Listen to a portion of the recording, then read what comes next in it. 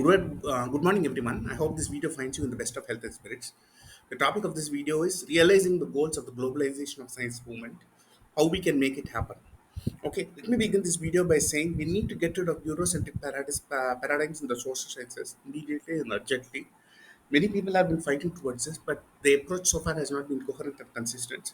Hence, my work in anthropological economics, hence my 88 papers in various fields of the social sciences. Economic theory is too dependent on the Western experience, for example, and we must freed from the shackles of Eurocentrism. Similarly, we need bottom-up development economics as opposed to the Marxist school of thought and Marxist recommendation. Economic models also must be tied to human self-fulfillment and cultural factors and cultural aspects at all. Also, okay, and this also includes my other papers and publications on other fields of the social sciences. This includes my other publications on scientific method. This has to happen. Period. This is necessary for civilizational progress. This is necessary to pull hundreds of millions of poverty in various developing countries across Asia, Africa, and South America, and help developing countries too. Okay, you have labor specialization, you have theory of competitive advantage. Developed countries can also reinvent themselves accordingly. They cannot make developing countries subservient to them, but developed countries can also make themselves. Uh, they can also develop themselves in their own way. And for example, countries like the US and European countries can make themselves strong in high-end uh, activities, high-end economic activities. Okay, I have provided all the epistemology. There are no Easter eggs or unpleasant surprises. I want to talk straight and plain. Okay, there will always be vested interests and conflicts of interest. We would need to understand this. For example, we have Unpaid Insights, Eastern Dawn, and Mr. Hunzi. All these are anti-India channels. Okay, we launched our globalization of science movement some 20 years ago, or even more than that. I have been researching since the early 90s. Okay, and I've been talking about science even since the early 80s, more than 40 years ago. But my globalization of science movement in the current form is around 20 years old, and I have made substantial progress. My mission, avowed mission statement is open quotes to democratize and universalize frameworks and paradigms, particularly in, though not necessarily limited to various fields in the social sciences, and free them from the shackles or limitations of Eurocentrism and other ideologies, while at the same time laying the groundwork for science, intellectualism, and pedagogy, particularly in developing countries, with a view to maximizing self fulfillment and social, cultural, and economic productivity. Close quotes. The six pillars of our mission, we had founded the Institute for Study of Globalization of Science, ISCOS, 2017, which was registered as the Globalization of Science Trust. I have also launched the think tank Scholars and Intellectuals of Mankind and Movement for Objective, High Quality, Ideological Free Science, MOTIS. Okay, my the six pillars of mission are number one, revitalizing various fields of social sciences for 21st century and moving them beyond colonialism and imperialism. This is the reason why I had published over 80 core papers in e-books, all of which are now online. Okay, creating number two, creating intellectual revolutions in various parts of the developing world on the lines of the Renaissance and Enlightenment that took place in Europe a couple of centuries ago. I had also published a paper on 21st century intellectualism in 2023. In addition, refer to my various other papers and contribute to this mission. Number three, rearming pedagogy and education systems for the 21st century and beyond. I had also published papers on anthropological pedagogy and the social of science beside a book, Sociology of Science, besides a book on rebooting and revitalizing pedagogy for 21st century requirements. Number four, modulating the role of religion in the 21st century and beyond through better education, social sciences, research techniques, and a concerted effort among governments. Refer to a book on the role played by the 21st century and beyond. Okay, and this is also very vital and very important. And we need to move intellectualism beyond the narrow constraints of Western centric requirements also, because religion needs to be the role of religion needs to be retaught through the 21st century.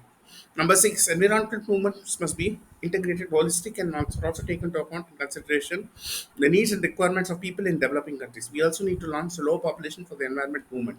The low movement, as relatively low birth rates, can lead to an evergreen demographic boom. We also simultaneously need to nurture high quality human resource movement for better human quality resources. Okay, my emphasis so far has been on the social sciences. This can, however, apply to other sciences as well. For example, if you take a look at automotive safety, data on accidents must be collected from developing countries as well. because accident scenarios in developing countries are undoubtedly different. Okay, and my work would apply to various fields of the social sciences also, directly or indirectly. For example, the science of economics examines how societies produce, distribute, and consume goods and services. However, this is mostly Eurocentric in orientation. Anthropology studies human cultures, societies past and present, using cultural anthropology, archaeology, and linguistics. However, this is from a narrow prism of Western centric experience. Sociology examines social structures, institutions, and interactions, including social stratification, social movements, and criminology. This is, however, not yet a fully positive science. Mostly passively dissects and analyzes trends and data. It doesn't try to improve societies, particularly in developing countries. Geography. Okay, you know what geography is. You know history already. I have published 5 papers on historiography. We need to bring the field of historiography today. I have published on anthropological historiography, core tenets of 21st century historiography, and other papers on historiography. Please read my work also. Linguistics. Linguistics again is not based on grounds up data, based on inductive approaches. Okay, that is why I had published papers on language dynamics and linguistics also. Political science and psychology also tend to be Eurocentric because most of the concepts are Eurocentric. The only challenge was Marxism and Marxist school of thought, which has evaporated and dissipated. What exactly is anthropology? Anthropology is a holistic science which investigates different aspects of man or Homo sapiens, and it also integrates the study with the study of forerunners and predecessors, such as Homo ergaster, etc. This is physical or biological anthropology. It also studies humans as biological organisms, studies human culture, and encompasses both biological and social sciences for wholesome synthesis between the two. It studies the evolution of primates into humans. Okay, anthropology is also closely related to sociology, which may be defined as a science of society. Auguste Comte, Herbert Spencer, Emily Durkheim, Max Weber, and Karl Marx were the pioneers of sociology. Many anthropologists have also functioned as sociologists, and the boundary between the two is somewhat hazy. Okay, if you look at the definitions of anthropology, I have published many definitions of anthropology in my previous work. However, I will just select one for this purpose. August Conte developed defined sociology. Here, this is sociology, not anthropology. Defined sociology as a science of social phenomena subject to natural and invariable laws, the discovery of which is the object of investigation. Okay, and from my point of view of this paper, I'm mostly concerned with sociology and cultural anthropology, not physical or biological anthropology or genetics. Okay, if you see anthropology spans from ancient Greek writings, and we had Herodotus, who is the father of anthropology, who lived around 400 BC. Ibn Khaldun, who is a 14th century AD, he is an Arab historian. We had early observations, ancient Greek and Roman cultures focused on reason and inquiry. And we had the Renaissance, I have spoken about it repeatedly, the Enlightenment after that. We had many important scientists, and we also had 19th century innovations where people spoke about societies, concepts such as social Darwinism by Herbert Spencer and other people, Marx Weber and other people also, Emily Durkheim and other people laid the foundation of sociology. And this is also linked to natural history. However, it is largely birthed and gestated and dependent on the colonial experience. Okay, and we had people such as Edward B. Tyler and other people who studied anthropology as a distinct discipline, and this was again based on the colonial experience. And he proposed the science of armchair concept of armchair anthropology or later veranda anthropology. Okay, and we also had later Franz was and other people, and we also had fieldwork and ethnography. Bronislaw Malinowski and other people developed the concept of participant observation method, where people would undertake prolonged and protracted field work in different parts of the world, particularly in distant and exotic cultures. Okay. Similarly, we had concepts such as functionalism, structuralism, etc. And I have written about this. There were attempts to provide theoretical diversity and interdisciplinary and transnational approaches. However, we are just skimming on the surface here. We have barely scratched the tip of the iceberg here.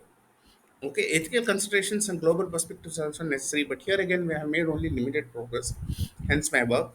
Anthropologists are also called, in some cases, the handmaidens of colonialists. This is a critical perspective and highlighting how anthropology was a discipline or sometimes used to support and legitimize colonial rule. Okay, and this view is shared by many post-colonial scholars and critical theorists. However, they have sometimes their own axe to grind or another parallel or counter agenda to push. And anthropology emerged during the era of European colonialism. Therefore, it has not deviated from that substantially or significantly. It was sometimes used to provide a justification of colonial rule, and there have been post-colonial critics. However, the quality of post-colonial scholarship has not been consistent. It has been varied, and it has not matured to the level it needs to mature. And it has been sometimes driven by other vested parallel vested interests. And decolonizing anthropology must be done. It has to happen. And similarly, some people have also accused anthropology being the handmaiden of Christian missionaries. This assertion has sometimes been made by Hindutva groups. Okay, this idea spilled over to Indology too. Okay, which is also related to anthropology in some ways, so distinct. Missionaries such as John Muir and J. Wilson also supported the idea that Aborigines were indigenous to India and that upper castes were invaders. Similarly, we had Frederick W. Farrar, who argued that it was the duty of the British to convert Indians, particularly the upper caste Christianity, so that they may be witness to the same cultural progress as the European representatives. And again, wrong. Scientifically absurd. However, mind orientation cultural may vary based on religion. This can be set right. Okay. You do through the process of cultural remediation.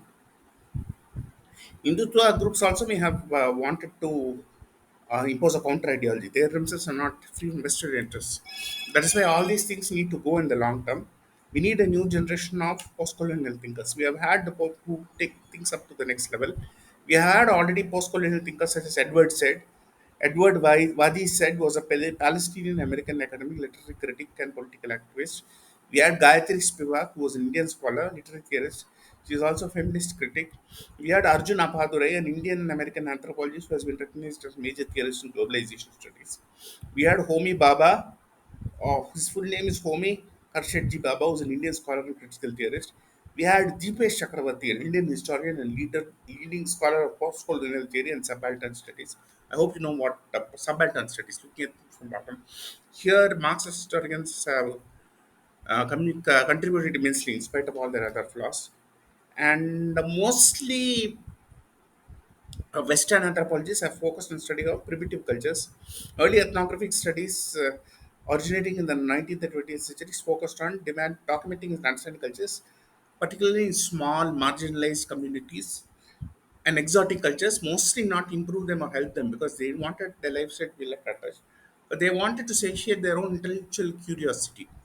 Okay, and they mostly targeted Western audiences. The research target of the research was Western audiences who lapped up all their narratives and accounts because in those days, as you are probably aware, we had no internet, we had no smartphones, we had no cell phones.